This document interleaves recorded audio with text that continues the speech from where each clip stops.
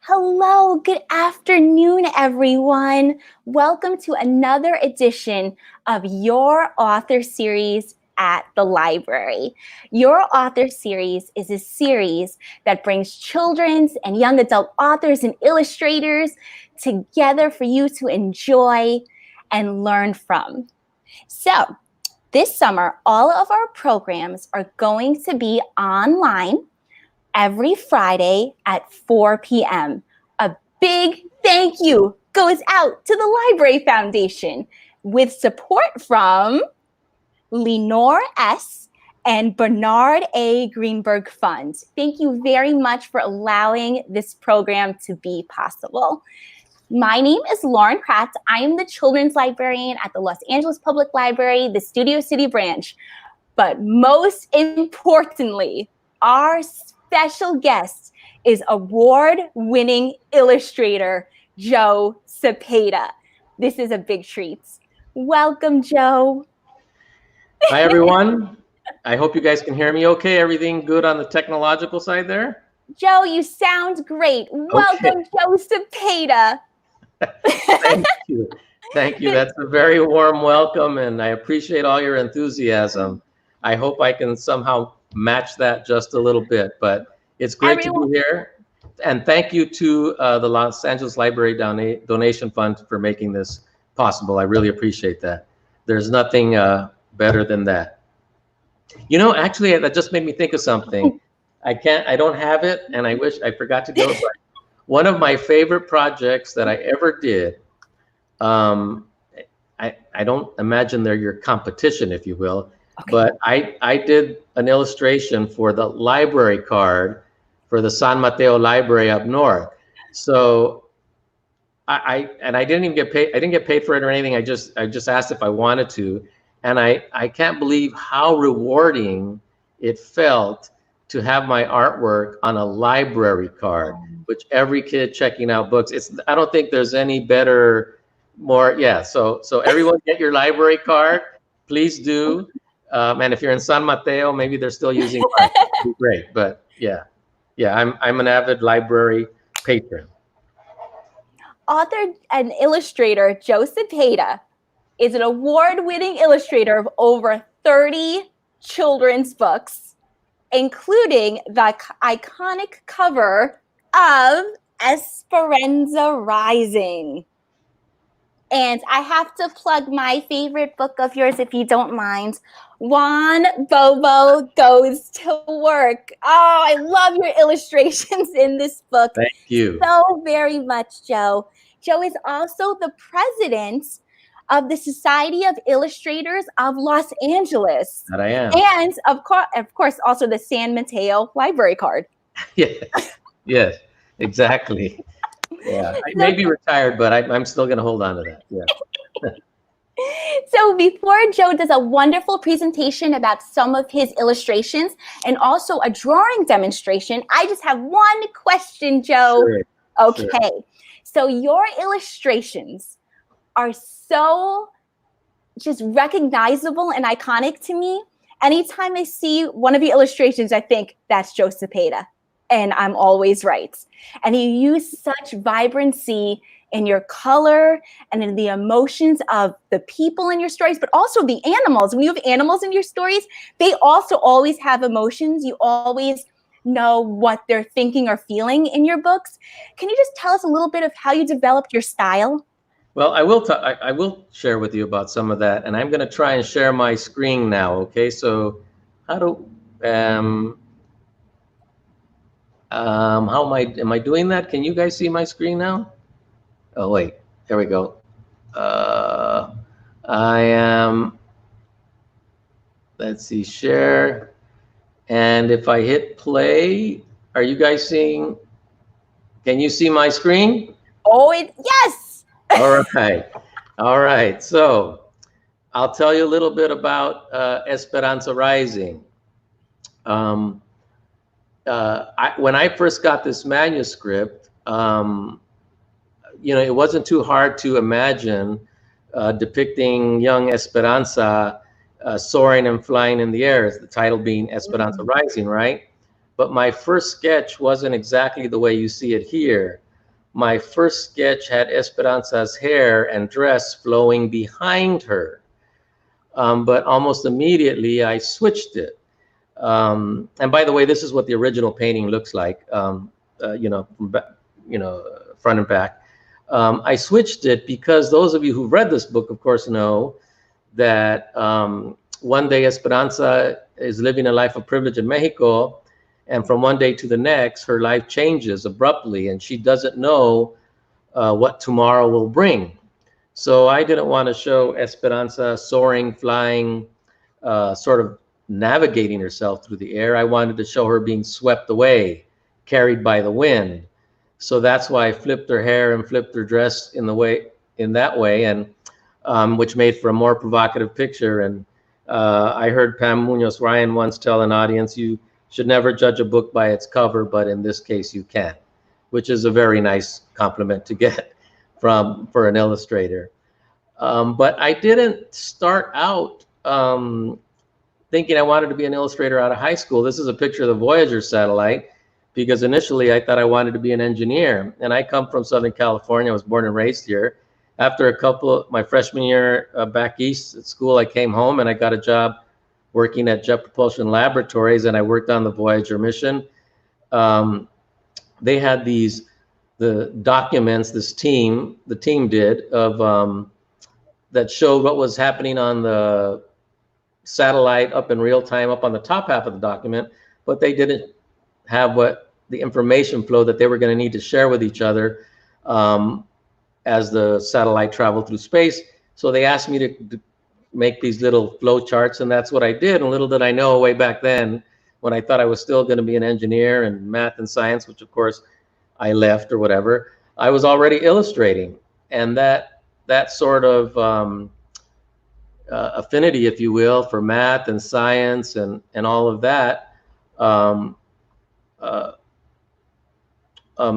has been with me all along, including this book cover that I did years ago for a book called Flyers, about some young amateur movie makers who solve a murder mystery around their lake. And well, you can see my engineering influence there. Book covers is one of my favorite things to do. Just like Esperanza, I've been lucky enough to be connected with books from some very talented people, Pam Munoz Ryan and Meg Medina and Margarita Engel and Aida Salazar. They're unique and interesting things, and I wondered why in the world, or how it's just that I've come to do all these books, especially books. I seem to do the covers of young girls coming of age, and I realized that it's because if you want to illustrate award-winning books, I guess you got to know how to paint hair. And all along, while I've illustrated books, I seem to have been able to draw big hair. So if you want to be an award-winning illustrator, learn how to illustrate big hair, and you'll be all right. As a matter of fact, my first book was about hair. Or one of my first books, Big Bushy Mustache, and then I did a book called Nappy Hair, and I guess I'm waiting for the third book in my hair trilogy. We'll see what it is. Maybe it'll be a Flippin' Toupee or the Grizzly Beard. I don't know, something like that. Are you guys hearing me okay? I hope you are. It's weird. You sound wonderful. Okay, thanks. I'm glad I'm hearing a human voice on the other end, because anyways, that's good. So this is a poster that I forget which library council or whatever asked me to do years ago. Of course, every year they're encouraging kids to read about different things, and I got the assignment for this poster to read about nature. Well, the secret, if you will, for this image is my son was in about the 2nd or 3rd grade at the time, so I took him outside and I sat him on a little brick wall in front of our house, and I did a sketch of him, and I used that sketch to create that little boy there. So that's actually my son, Julian, who's now about 24 years old, who has a degree in animal science, which I think means that I must have some sort of psychic abilities, because I drew him there at that tender young age around all those animals or whatever. So I don't know, maybe I'm able to see the future. Of course, I illustrate a lot of different things, including magazines and stuff and book covers and all of that. But um, most people know my work from all the picture books I've illustrated. It's the lion's share of what I do in my studio, and perhaps my favorite thing to do in my studio. And that's largely because when you illustrate a picture book, you're kind of like the director to this mini movie called a book. You're responsible for the development of characters, of carrying the plot along, for drama, for the pace of the story, and so many different things. It's really a lot of great control that you don't always get in other forms of illustration. So not only have I illustrated books for a while now, I'm also now even wanting more, for lack of a better way of saying it, control. I'm starting to write more, which I'm really, really enjoying. This is not one of my illustrations, but it's a pretty important image to me. It's actually an old photograph that my Aunt Helen, my tia Elena, gave me years ago when my grandfather passed away. She said, "This is your familia. These are the Cepedas." Now, I don't know exactly who these folks are, though I suspect one of those little guys on the back of the wagon is probably my grandpa Modesto, who's there in the front, in the foreground. I keep a picture of this image, this photograph in my studio. This is where I work every day and where I'm talking to you from. And by the way, all that math and science and engineering helps me not only, or is not only included in the content of what I do, but it helps me in the way I work. I built most of the furniture around me. I mean that I use for like my cabaret, my desk, so many things just suited just for me. So I like to think, and I've been doing this all along, that whatever brush stroke or pencil mark I make has everything built into that mark. From the way I built my easel, from the way I organize everything, everything goes into the mark you're making. And the more you do that, the more, I guess, marks of experience you make, for lack of a better way of saying that. So I just realized I put a picture in here. Oh, well, so before, I think I got things out of order here, but this is okay. This is a picture, another picture that's pretty important to me. This is a picture of me and my brother and sister Adrian, my brother Cesar on the right. On the right, I'm the confused little boy in the middle. My mom and dad didn't have a lot of money, but they tried to take us to one nice place during the summer if they could. And those of you in Southern California know that's a picture of Disneyland a long, long time ago. Three of us taking a break on our fun day. They bought us those souvenir Donald Duck hats that I believe they still sell there. This is where the reason I show this to when I present at schools is one thing I learned about storytelling is that stories come from family. That's the first time we usually hear stories. And that's when I first told stories. And that's, I, of course, like probably a lot of your audience, hear stories from your parents or your grandparents or even your brother and sister. But I got to tell stories professionally for the first time when I got to illustrate this story written by Gary Soto, a California writer who grew up around Fresno. He wrote this picture book called The Old Man and His Door, and I was lucky enough to get to illustrate it. Of course, you know if you've read this, you know it's about an old man who doesn't listen real well to his wife.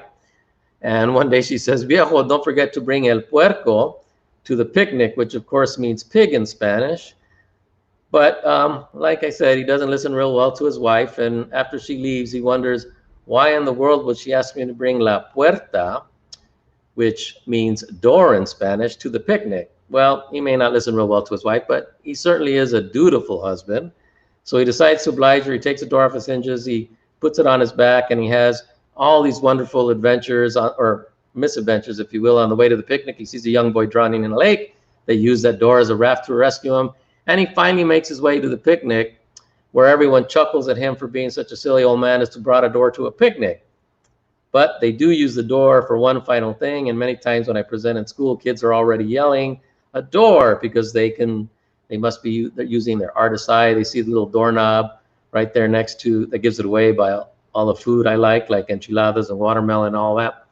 Well, the secret to this image, if you will, is that I did what most illustrators I've ever met do in all their pictures, is that we can't resist painting people we know and putting them in the backgrounds of our pictures. And of course, because this was my first picture book and I have a relatively healthy ego, I suppose, I couldn't resist painting myself down there in the corner, the bottom right, confused again, trying to cook hot dogs with a spatula. And of course, that's me before my hair started to turn gray, but that's me. And ever since then, I try and get myself in a book as often as I can, or family or whoever, someone I may meet ends up in a book. So if I meet you and you have a funny haircut one day, you never know, you might end up in one of my books. The next story I got to tell as a professional storyteller is this book. And I think, Lauren, you told me you read this book a lot, probably in the fall. It's one of my favorites, an early book about young Miguel, whose dad is a truck driver delivering items all around the country. Thanksgiving is coming up. He decides to send his young boy Miguel from the road a live turkey so they can supposedly fatten up and have for Thanksgiving dinner. But he gads, of course, it becomes his best friend. He names him Gracias. And behind his apartment building, there between those buildings, you can kind of see way in the back there, he builds him a cage where he keeps him safe and warm and all that. But this is the part of the story when a less than reputable fellow decides he wants Gracias the turkey for himself. So this guy jumps over the fence, grabs Gracias, and runs down the street with him. Miguel and his friend Clarín go chasing after him. The other thing about us illustrators is that, and people may not know this, but we have to go and learn our craft like anybody else. We go to college and we learn, we take a lot of classes. If I were a firefighter, I'd certainly have to learn about hooks, ladders, and hoses and all of that kind of stuff. Well, as an illustrator, I had to learn about things like color and shape and composition and graphite and acrylic paint versus oil paint, and photo scanners and Photoshop and all that. Well, when I ask kids to look at this picture and look closely at it, I tell them they might notice that this picture is made up largely of one basic shape running rampant throughout this picture. And I'm guessing that a few of you are already yelling rectangles, because indeed, of course, this picture is sort of a song of rectangles. And if you start at the left, you'll notice that each one of those steps is a nice, neat rectangle. The banister is a rectangle. The indentations in the banister are a rectangle. The tree is planted in a rectangle. The street is a long, skinny rectangle. The truck is a rectangle. The bumper on the truck is a rectangle. The cuff on the thief's pants are rectangles. The windows, the sashes, the doors, the TV, the wrought iron fence, the fence in the back, mini blinds. There's all rectangles in there. There's a little girl on my street who says there's 180 rectangles on this picture. I don't know. You'll have to count them and see that she's right. What you may not know, or now that you know that, if you will, the color illustrators like me use things like color and shape to make our pictures go. You may not know that we can also move your eyes around the picture in the order we need it to move.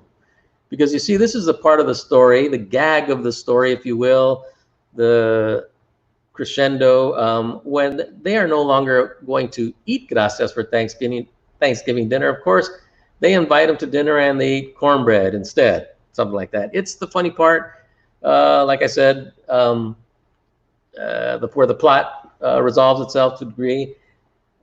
And as soon as you turn the page, I wanted you to see that little Gracias was safe and sound. I wanted you to look at him first before you looked at what I knew was going to be a very busy picture with food on the table and pictures on the wall and intersecting lines and all of that. So how could I get you to look at little Gracias first? Well, I did what any other professional would do. I turned to somebody who had solved this problem before. And a long time ago, there was a guy named Leonardo da Vinci who also had a table scene that he wanted you to look in the middle at, look at the center of, if you will. And he used something called one-point perspective, which simply means that all lines in the picture kind of point to one place. You can see those tapestry lines or alcove lines, whatever they are, and the ceiling lines all point to the center. The head that's framed by that window, half the figures on one side, half on the other. Well, if you look at my painting, you'll notice that I also used 1-point perspective, because it's no accident that the ceiling lines kind of point to the center, the table lines point to the center. Gracia's head is, half the figures are on one side, half on the other. Even the light fixture points to little Gracia's head. And even that banister in the back, I could have positioned it in an opposite direction, but I specifically put it that way to bring your eyes from the corner of the picture to swoop down and see little Gracia's head before anything else. Pretty darn clever, right? Well, once you saw little Gracias was safe and sound, then your eyes could roam around and you can see my high school yearbook picture way up there on the top in the background, and you could see in that oval frame a picture of my dad when way back when in the 1920s when he wore knickers and such. And then you can see a little picture up there right near there of 3 little kids wearing sailor hats at Disneyland. Because you see, to be an illustrator is not simply just to paint pictures, but it is to include yourself into and your own storytelling in the images, even if it's someone else's manuscript.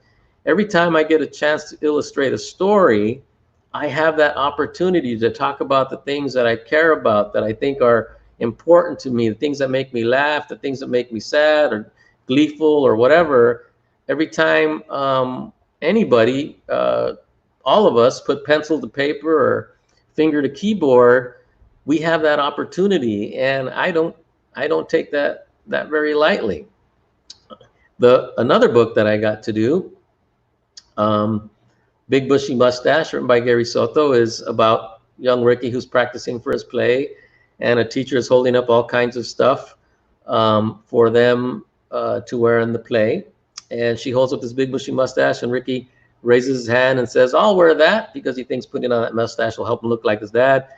But at the end of the day, when he's supposed to put that mustache on away for safekeeping in his desk, he decides to take that mustache. He slips it in his pocket and heads for home. And on the way home, he takes that mustache out, puts it on his little upper lip, and struts down the street thinking he's very cool and mature, because a little kindergartner sees him with that mustache and says, "Oh, sir, can you help me tie my shoe?"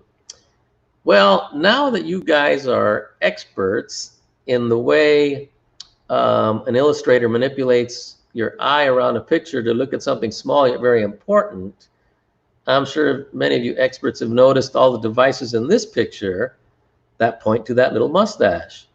I'm sure you experts have noticed that it's no accident that the heads are kind of aligned to point to that mustache, that the hood ornament on the car on the left points to the center, the taillights, the bumper, and the ornament on the car on the right point to the center. The little dog's ears are even tilted and pointing to Ricky's mustache. The scissors and rat tail comb in the barber's hands, mustache even point there. And finally, that shadow that goes from the upper right goes directly down to the mustache. It's just an arbitrary shadow that's there specifically for the graphical reason of bringing your eyes to the corner of the picture, from the corner of the picture down to that mustache. I'm a trained professional, folks. Don't try that at home. Oh, that's a really bad joke that falls flat every time I do it, and I keep doing it. I wonder if it fell flat for your audience there at home. Anyways, Ricky goes home and he says, "Mom, look at my mustache, look at my bigote."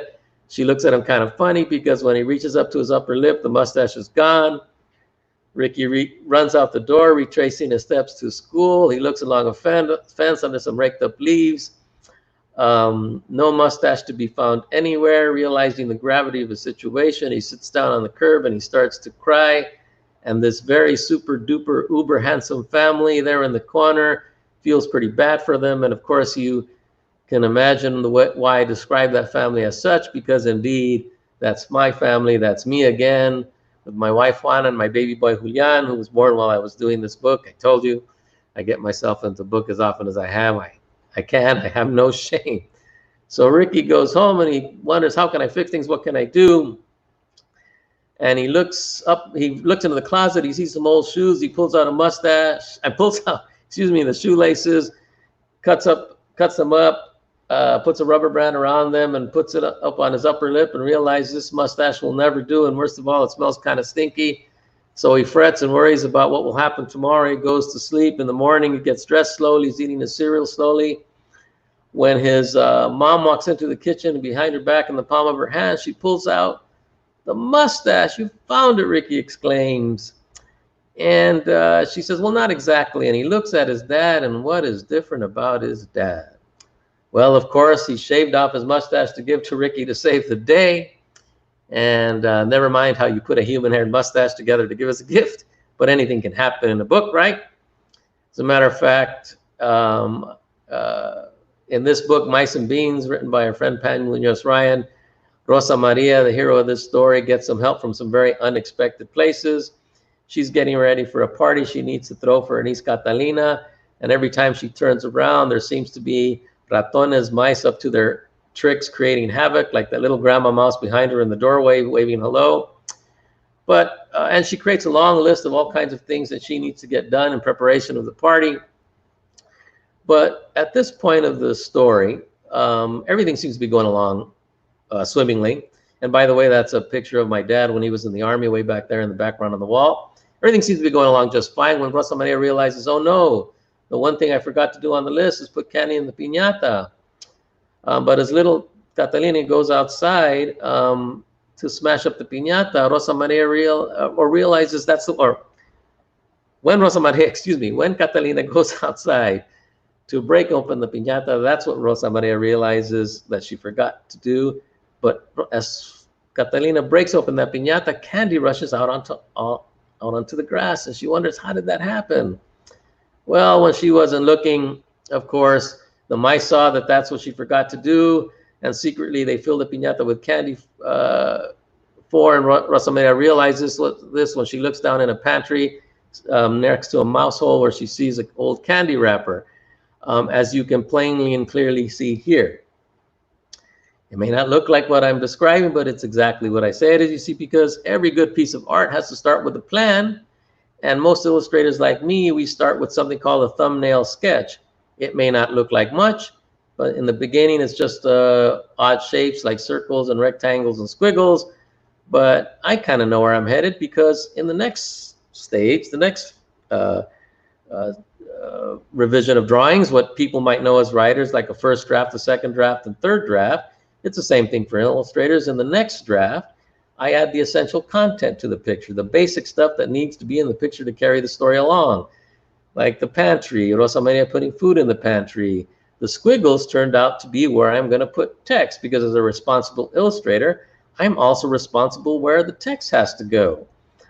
And then finally, in my third draft, or second or fourth, I add the details to the picture, the things that are going to make the story funny or scary or suspenseful or horrific, like that bowl of fruit for the mice to hide behind, or the rollers in Rosa Maria's hair, or those cool puffy slippers she's wearing. Those ended up there because my mom, who was always a short woman, always seemed to do all her chores in high heels. And coincidentally, my mom is named Rosa Maria, so I couldn't resist drawing Rosa Maria in this book to look a lot like my mom. And finally, this is what a finished piece looks like when I'm kind of done with it. Lauren, how far are we, or how much more time do we have? Can you hear me? I can hear you. Okay. We about 5 more minutes, and then it'll be time for your drawing demonstration. Okay, then I'm going to talk about one more thing. So a couple of years ago, I got invited to accept, if I wanted to, a residency at a place called the Anderson Residency in Red Wing, Minnesota.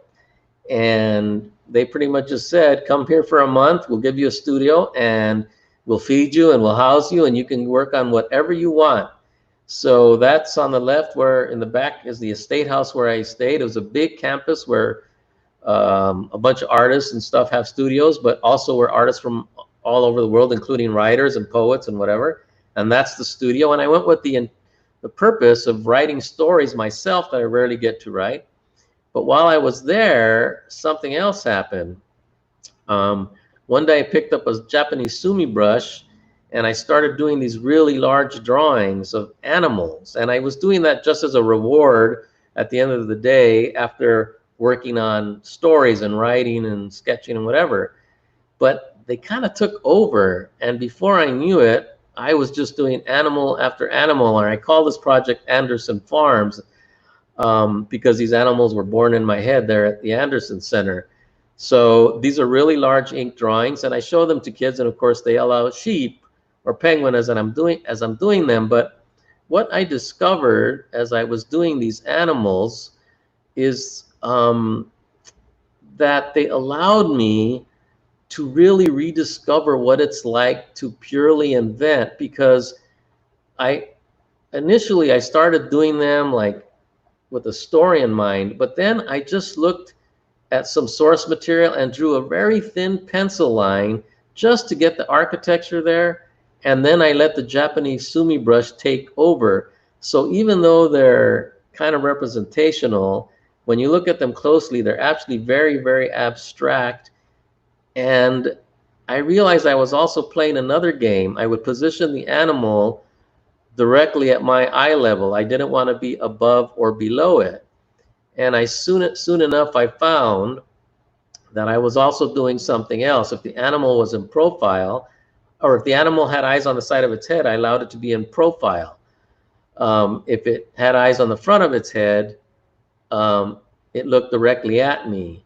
Because what I found was that I eventually wouldn't draw the animal's eyes until I was ready to meet it. And that was something that became very powerful to me. And it was something I brought back with me, was the experience of what true discovery meant, to having the seed of an idea and following it as that idea develops on its own. I'm still doing these animals, and I'm just really grateful for that gift that I got while I was there. I realize now, and I'm going to stop here, but I realize I kind of forgot to put a slide here. So I'm going to try and escape out of this and show you a picture of the little dog I want us to draw. I'm not sure what you guys are seeing now. Are you seeing the little dog there? So we were seeing your computer screen, and now we're seeing your dog. Okay, great.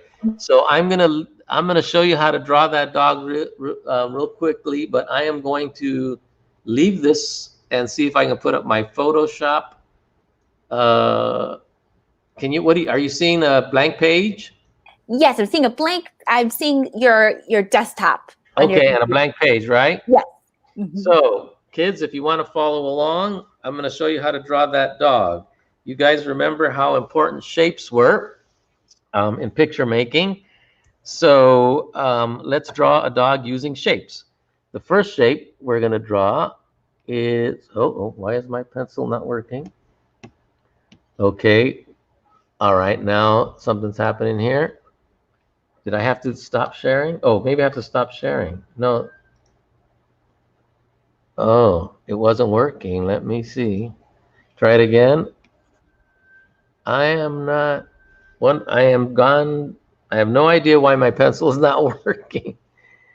Well. So you may have to switch screens because we're seeing the other monitor. Oh. Before, when you are on your computer. Okay, wait a minute. Let's see. All right. Oh, yeah. So I have to stop or share screen. And then application window, and then Photoshop. Oh, yeah. Application window. Thank you so much. And I don't even see Photoshop anymore here. Why is it not? Oh, maybe because I went down. Oh, sorry. Oh, you guys are so kind to. All right. Let me see if. Oh, geez. And now my phone rings of all times. So sorry. All right. Let's see. Okay. All right. Now do you see Photoshop? Yes. Okay. Yay. Oh, but I don't know why my screen is not working, or I don't know what's happening here. I can't draw on here. Okay. Can you see me? I can see you and your Photoshop screen. I have no idea why the Photoshop is no longer working, and that was the big deal. That was all right. So I'm going to get a piece of paper, and we're going to try and draw it. Can you guys wait a second? Of course. All Thank you all for your patience with our technical difficulties. While we're waiting for Joe to return, If you want to draw along, just get a pencil or a pen, a piece of paper ready. And also in a few minutes, you can ask Joe Cepeda some questions. So if you do have questions for award-winning illustrator Joe Cepeda, please put them in the chat right now. Thank you. Okay. All right. I don't know if this is going to work, but I'm going to try it. Okay. Can you guys see that? Okay. All right. Let's start with a circle. Oh, of course, I picked a marker that has very little ink in it. Then we're going to draw a rectangle. Then we're got a little triangle down here. And then another triangle up there. Another triangle. Boy, I don't know if you can see that. And then I'm going to add a rectangle right here at about 4 o'clock. You know what I mean by that? Even though we all use digital watches now. And then I'm a big fan of pi. We're going to draw a pi shape there. A circle down in the corner. We're going to wedge a triangle there. I hope I'm not going too fast. A little circle inside and a little circle outside. And if you can count to 8, we're going to do 8 little lines. 1, 2, 3, 4, 5, 6, 7, 8. And up at night, sometimes you see a crescent moon that looks like that. We'll draw an upside down crescent moon there. We'll do a half a circle here, and we'll color that one in. We'll do a triangle up there in that rectangle, 3 little dots, a circle with a circle inside it, and we'll color that in. And then 8 little lines again up around here. And then finally, for the heck of it, I'm going to add 4 little squishy circles right there. And I think you've got a dog drawn with shapes. I hope you can see that. Let's see. There you go. Well, there you go. No, like that. Oh, hey, good work. All right. Okay, so, all right. Little technical difficulty, but we got through there. So I'm ready for your questions. Wonderful. And Joe, I just love just from that drawing demonstration that you just did, it really shows us that the foundation is shapes. So absolutely. Everything. You can draw anything with shapes. That's one great way to draw. Thank you for that wonderful presentation and drawing demonstration. Thank you. We do have some questions in the chat. Sure. First, beautiful, wonderful comments. Thank you everyone for your questions and comments. We have comments of beautiful arts. And actually one parent used to read your book, Gracias, the Thanksgiving Turkey, excellent, to her students, and now shares that book with her daughter. Thank you for sharing that with us. Thank you. Okay, so one question we have is, how did you meet the authors you illustrated for? Well, firstly, a lot of people don't know is that you don't want to meet them, meaning before you work on a project. People think you work together, but you don't, and there's a very good reason for it. An author can't help but have an idea or vision of how they want their book illustrated. But the reality is they may not be the best person to illustrate their own book.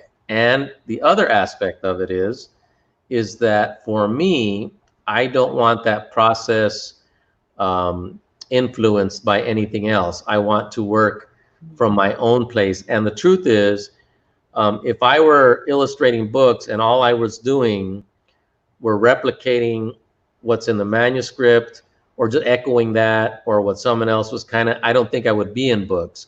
A friend of mine says it very clearly, or said it really clearly, is the collaboration is not with the author. The collaboration is with the story. Story is key. Story is always what you illustrate. And for that reason, though, even though I feel very complimented many times when people tell me I have a recognizable style, in some sense, I don't work to that. I let the story tell me what it wants. I've delivered books digitally that are more graphic than others. I subtly change styles, but not like trying to predict where I want to go, but more in a responsive way, because I think that's the more honest way. I don't try and impose whatever kind of marks I think, are great on the story. The story wins. The story always wins. I think when I say that your illustrations are recognizable to me, I think it's because you put your love, just like in your presentation, when you're putting pictures of your family within, now I got to go back to all your books and search.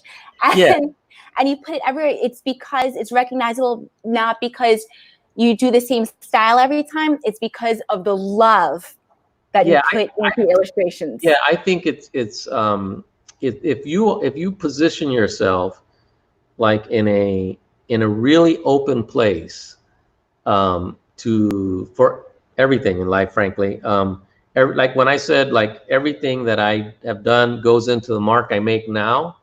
Well, if I'm an open person and I'm open to everything, and I read a manuscript as honest as I can, without unnecessary filters or prejudice or whatever, or I can make a better and truer mark. And everything that's part of me should go into it. So if something is recognizable as my work, that's great. Style becomes more close to a technical question for me than storytelling, if that makes sense. Definitely makes sense. Definitely. Thank you, Joe. My pleasure. Okay, let's see. Oh, wait, this is one of my book clubbers. He asked, who is your favorite illustrator and what is your favorite book? Wow. I don't know if I have a favorite illustrator because there's so many great ones. And here's the funny thing. I came from, well, I will kind of answer. The first illustrator that I remember, he's also an author, was Robert McCloskey. And the Homer Price books, those are very old books. I read those books as a kid, and the drawings in them, I just loved. And somehow I was able to identify that I could somehow make marks like that or something.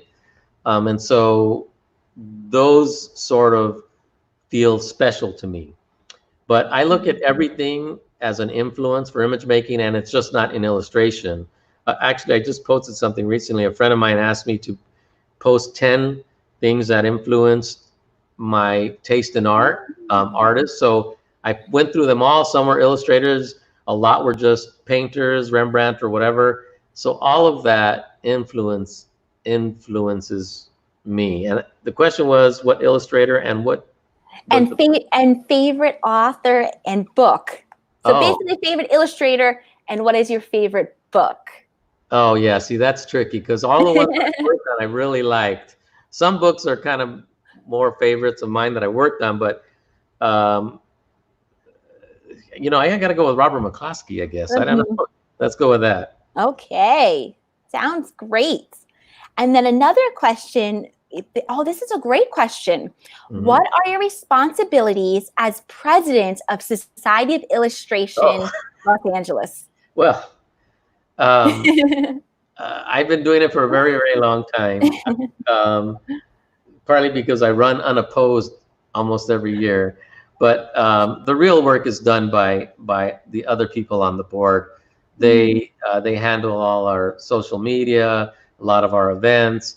But maybe because I'm an older guy, I'm really good at running a meeting, and I don't mind talking. So a lot of my involvement with Silas Illustrators as president is involved with coordinating and getting everybody on the board to talk to each other, that we try and get stuff done. But believe me, they do a lot of the work. I'm largely a figurehead. This is a great question. Thank you all for your wonderful questions, everyone. I appreciate that. When did you discover you wanted to pursue illustration? Well, it was a roundabout thing. I went away to school to study engineering back east, and the truth is I came back home with my tail between my legs because I wasn't good at it. But as it turned out, after a long scenic route through college, I eventually realized that I wanted to make pictures or something like that. And the first thing that I was paying attention to were editorial cartoons. And I actually went, changed everything around. I went to East LA College to get started over again, if you will, and started taking art classes. Even though I took art classes when I was very young at the Los Angeles Music and Art School, and then forgot about that for a long time, and found my way back. And I started doing editorial cartoons for the newspaper there, which was very invaluable. And then I eventually transferred over to Cal State Long Beach because they had a great illustration program, and it seemed like a good fit for words and pictures. But once I was doing editorial cartoons and editorial illustration for their journalism department. But once I got a brush back in my hand, then and started to pay attention to illustration and storytelling, mostly editorially though. I thought I was going to be a magazine illustrator more than anything else. And if you look at my website, you'll see that part of me that's just really a big part of how I kind of got into this. Then the editorial part of picture making really took over. And so that's kind of where I find myself now. And I think what you realize after a while is that you do want to say something or whatever. And initially it's just picture making, trying to anchor a story. But in my career, I realized that having some sort of visual opinion or personal storytelling really starts to take over, and I think I find myself there. Thank you. And let's end with one last question from a wonderful children's librarian. What is your favorite color to live with? What is my favorite color to live with? I'm a big fan of green. I think in general, green always seems to be good. But I like wood. So, the natural colors of wood, I guess. But so, yeah, I guess natural colors are fine, I guess. I like building stuff. Oh, can I say something before we go? Oh, of course. There's no rush. Okay. But what I realized when I did switch from being an engineer, and this is something that's come to me sort of later in life, if you will, when I switched from being an engineer to being an illustrator. And by the way, when I talk and present, I have so many people who come out and have made changes like that, which seem on the surface to be this drastic change. Like, how did you go from being an engineer to being an illustrator? In a sense, it's not, because what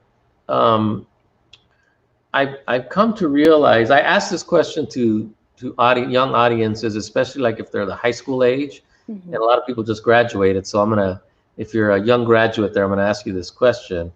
I ask people a simple question. I tell my audience I'm gonna only give you 3 seconds to answer the question in your head. And the simple question is, what do you want to do later in life, professionally? And I guarantee I guarantee you're going to get it wrong, because a moment later I say, if you answered, oh, I want to be an engineer, I want to be a police officer, I want to be a dancer, I want to be a singer, a lottery winner, whatever, those are all wrong, because the question wasn't what you wanted to be, it's what you wanted to do. So answer the question in a verb. And what I realized in life, is that engineering attracted me because I like to make things. At the very root of what I do, like I build all the furniture in my place, or I love craft and I love to make things in a very tangible way. So engineering and whatever is not as far apart as it seems. I use math, science, I do everything to create. And now I story build. I build stories, I engineer stories, I engineer pictures, all of that. And so my advice to young people always is, because most adults know, especially the people's when I say that, the biggest eyes in the room are the adults in the background are looking, wondering, wow, I wonder if this is what I like to do or something I want it to be. My advice is, chase the verb, don't chase the noun. That's kind of what my old man wisdom right there.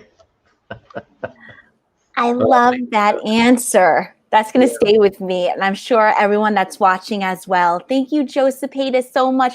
Award-winning illustrator, Joe Cepeda. Thank you so much for your wonderful presentation, wonderful answers, wonderful drawing demonstration. You know, Thank I you. have to plug your new Yeah, series sure. before we go. Can you talk I forgot. Yeah. a little I bit? have a couple of new projects coming out, so look for them. One is a beautiful book called Watch Me. It won't be out for a while, on immigration, and a great inspirational story written by Doyen Richards, an LA writer. It'll be out soon. I posted the cover. Look for it. So yeah, you can find me on Instagram and Facebook. Yes, and also everyone, please check out award-winning illustrator Joe Cepeda's website too. Oh If you have yes, any questions for him, or just want to look at his workspace, his website is wonderful. So joecepeda.com. Thank you for saying that. please check out the website. Thank you all for joining us for another Your Author series at the Library Edition with award-winning illustrator Joe Cepeda. Next week, Friday at 4 o'clock, we're going to have YA author right here. Look at this wonderful book, Goldie Vance. Author Lilian Rivera will be joining us. There we go. Will be joining us next Friday at 4 o'clock. So please join us then. Lilian Rivera. I'm going to tune in. Awesome. Thank you, Joe. Thank you, Joe Cepeda. Bye, everyone. I'm going to give you a big hand. That was just such a special treat. Thank you to all of you. And also, you know, I have to end with a big thank you again to the Library Foundation for allowing this Your Author series to happen, and also with support from the Lenore S. and Bernard A. Greenberg funds. So thank you all again for joining us, and have a wonderful weekend. Thank you. Bye, Joe. Thanks, Laura. Bye, everyone. Bye.